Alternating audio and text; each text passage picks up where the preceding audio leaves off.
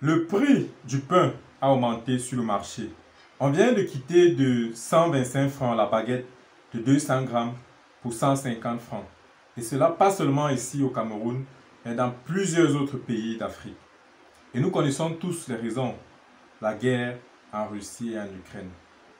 Mais avant même que la guerre ne commence, déjà depuis 2021, les syndicalistes ont donné comme raison déjà la hausse des coûts de blé sur le marché. Ce qui devait bien sûr occasionner aussi la hausse du coût de farine de blé.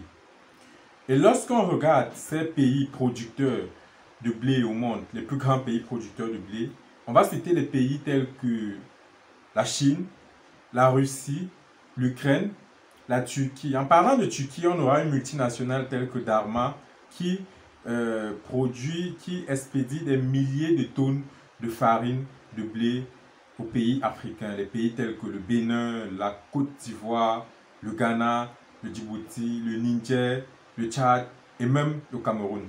En ce qui concerne l'Ukraine et la Russie, ces deux pays produisent beaucoup plus de blé que la Turquie. Et devinez où est-ce qu'ils expédient leurs produits aussi? En Afrique.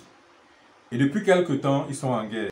Du coup, ici en Afrique, le blé est devenu cher. Cependant, plusieurs solutions ont été émises dans le passé, bien que rien de concret, rien de vraiment solide n'a été mis sur pied. Mais c'est possible de substituer presque la farine de blé avec de la farine de manioc.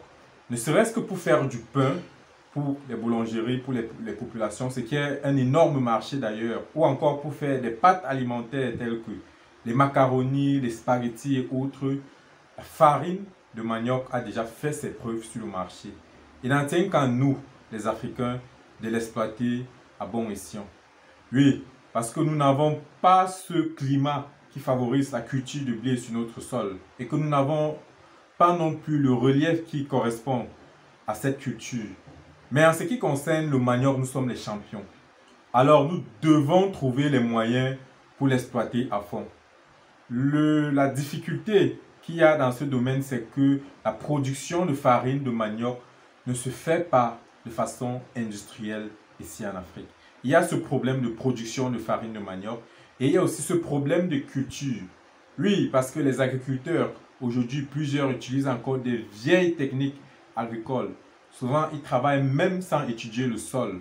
Ils n'ont pas de matériel moderne, ils n'ont pas de tracteur pour labourer le sol.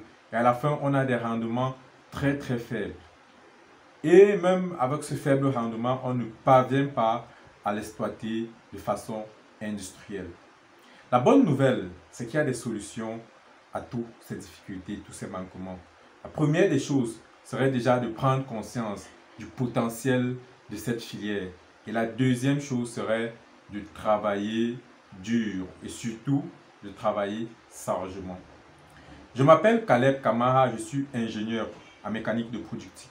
J'ai déjà fait plusieurs vidéos sur la transformation des tubercules de manioc en ces différentes filières. Tous les liens sont dans la description. Vous pouvez aller regarder ces vidéos. Je vous invite d'ailleurs à les regarder.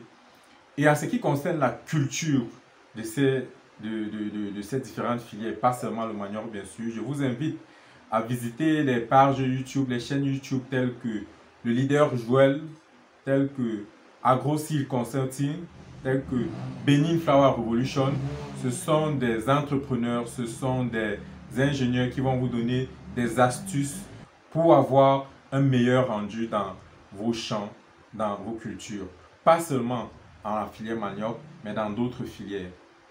Il est donc temps de prendre les choses en main, d'exploiter ces ressources qui nous sont données naturellement et d'en faire vraiment des opportunités d'affaires rentables.